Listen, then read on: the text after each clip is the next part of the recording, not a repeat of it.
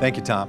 Well, the coronavirus continues to spread across Central Virginia, and the supply of vaccines remains low. Regardless, a number of school districts plan to reopen their buildings as soon as next week. CBS's Shannon Lilly spoke to an expert who is studying the coronavirus and its impact on schools that are open to students right now. Shannon, what can you tell us about parents who are thinking about sending children back to class?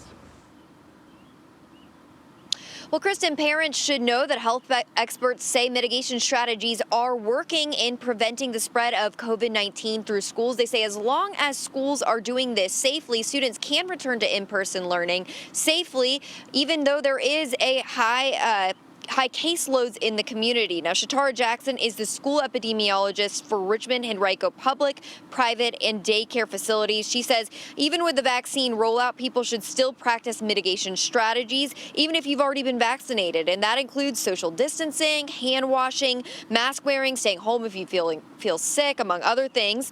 Jackson says Henrico private schools have already been back in session and have been doing all this. And along with these mitigation strategies, which have helped stop the spread in schools, she says they've also been good at identifying cases right away and isolating them. So if you can identify those cases and you can isolate those cases, identify the close contacts of those cases, you can prevent that from spreading. So each mitigation strategy, think about it as a Swiss cheese, and it has holes. So if you can layer up those mitigation strategies, nothing is 100%, but it will reduce the likelihood of having like a child get another child sick, or a child get a teacher sick, or vice versa. And that's some good advice right there. Now, Henrico schools were at one point set to return to in-person learning as early as today, but that has since been delayed due to school nurses, which are now being asked to help in the vaccination effort. Guys?